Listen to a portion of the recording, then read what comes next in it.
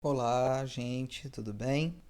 Bom, vamos continuar nossa aula do capítulo Recriar é Criar e hoje o nosso foco vai ser a música renascentista.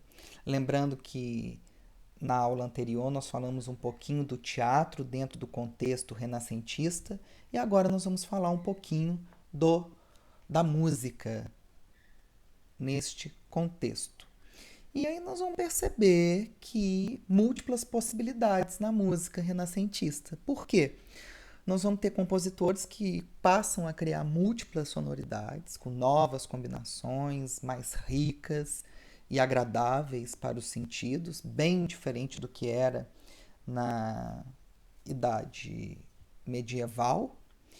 E vamos perceber que passa a existir duas estruturas no campo da música.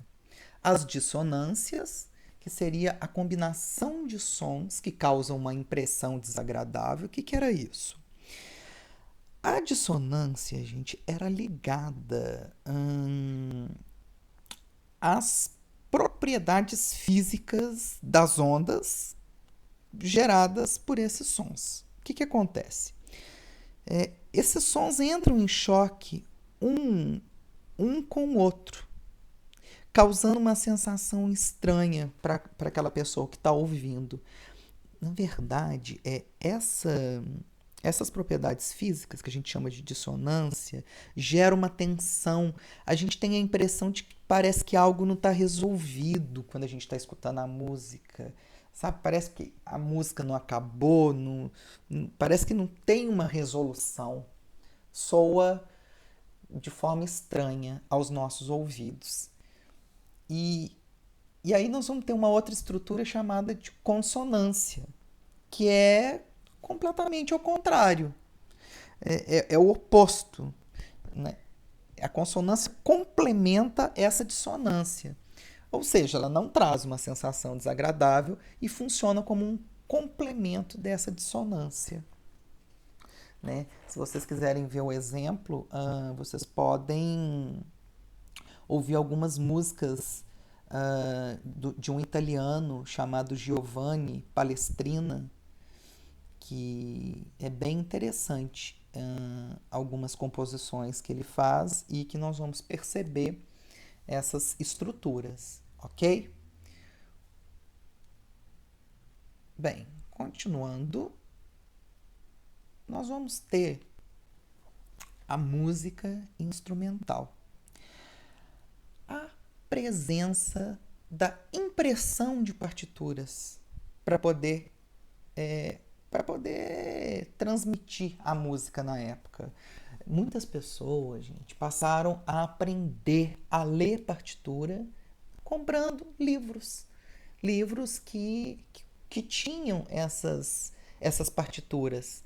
E aí as pessoas utilizavam esses livros para poder aprender a tocar algum instrumento, né, para poder ler a partitura. Então ficou muito mais fácil, porque, né, ficou disponível para as pessoas.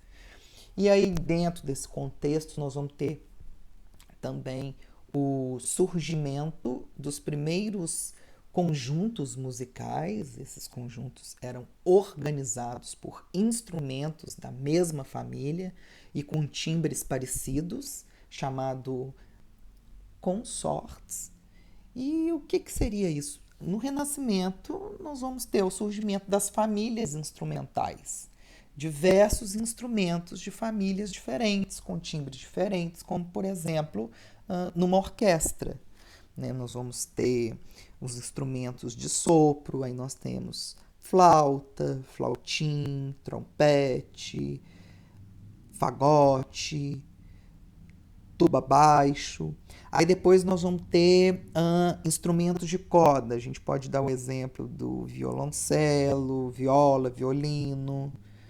E também nós vamos ter a família da voz, né? Da nossa voz, que ela é dividida em soprando. O soprano geralmente é para mulher, mais agudo.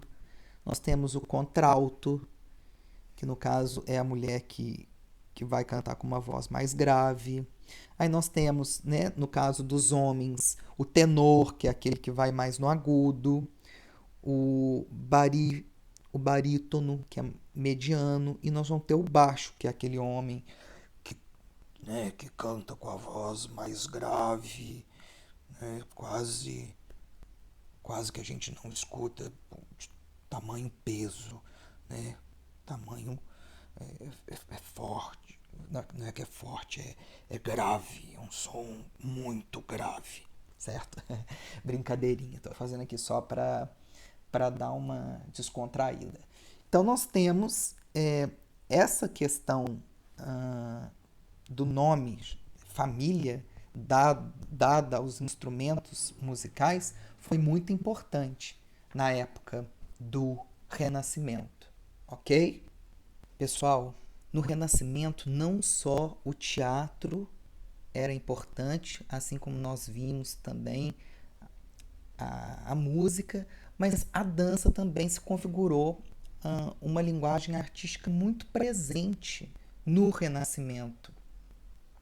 Nós vamos ter as danças da corte, muito comuns nas festas da época, e nós vamos ter duas, basicamente. A pavana, que surgiu no século XVI e XVII, lá em Pádua, na Itália, se tornou muito popular tanto na França quanto na Inglaterra e também na Espanha. Ela era uma dança muito solene, era mais lenta, né? Era a dança mesmo da corte, muito fácil de ser dançada. Nós temos um compasso binário, passos simples e também repetitivos. Essa dança era realizada principalmente em cerimônias de casamento. Tem até uma citação muito interessante aqui num livro que chama A Música no Século XVI, Europa do Norte, França, Itália e Espanha, que foi um autor, Ouvrard, e ele vai falar o seguinte, ele cita aqui, abre aspas, ela serve aos reis, príncipes e senhores graves para se exibirem em alguns dias de festividade solene com suas grandes capas e vestes de aparato. E então, rainhas, princesas e damas acompanham-nos com as grandes caudas dos vestidos abaixadas e arrastando pelo chão, às vezes seguras por demoiselles. E são as referidas pavanas, tocadas pelos oboés e sacabuchas, que eles chamam um grande baile e fazem-no durar até que os que dançam tenham feito 2 ou 3 voltas completas na sala. Muito interessante no que diz aí. Aqui também nós vamos ter uma outra citação de um livro de música que vai falar que a pavana é fácil de dançar, porque consiste basicamente 2 passos simples e um passo duplo adiante, seguido por 2 passos simples e um passo duplo para trás. É tocada em tempo duplo, devendo-se notar que os passos adiante começam com o pé esquerdo e que os passos para trás começam com o pé direito. Muito interessante. Fala que nessa dança, enquanto o cavaleiro segura o chapéu em uma mão e portava a espada e uma longa capa sobre o braço, ele oferecia solenemente a mão direita a seu par, praticamente imóvel em seu longo e pesado vestido de cauda, pleno de ouro e joias. Assim, avançavam o Lorde e a Lady, em cadência com pompa e luxo. Muito interessante, né, gente? Assim como a pavana, nós vamos ter também a galharda. A galharda era uma dança de origem popular, mas que depois foi incorporada pela nobreza, sobretudo pela Elizabeth I. Dizem, inclusive, que ela, com seus 65 anos, dançava 6 ou 7 galhardas todas as manhãs, né? Imagina que devia ser uma coisa muito pesada, né, gente? Porque, olha para você ver, eram passos ternários e extremamente rápido, né? Movimentos rápidos, é uma dança muito rápida e que exige uma grande habilidade e força física. Então você imagina para Elizabeth I fazendo isso. Ela devia ter um corpinho maravilhoso, né? Boa saúde em primeiro lugar, né, gente? Então era uma dança extremamente bacana na época. Bom, vamos ficando por aqui, finalizando o nosso assunto sobre o Renascimento, né? Essas múltiplas linguagens dentro do Renascimento. Falamos do teatro, falamos da música, falamos agora da dança, e o quanto esse movimento artístico, né, que perdurou 3 séculos, foi importante, principalmente no campo artístico, ok? Muito obrigado a todos e vamos continuar nessa empreitada aí, tá, gente? Continuem acessando a plataforma ON Positivo, continuem assistindo às aulas e em breve voltaremos. Bons estudos!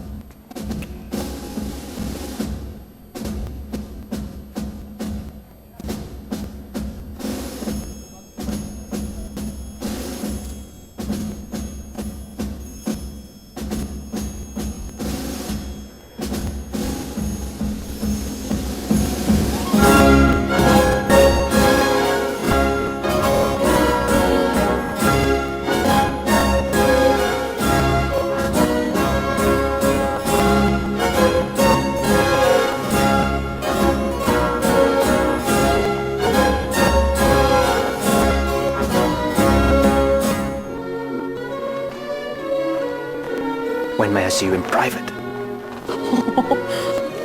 In private? Have you forgotten, my lord? I am queen now.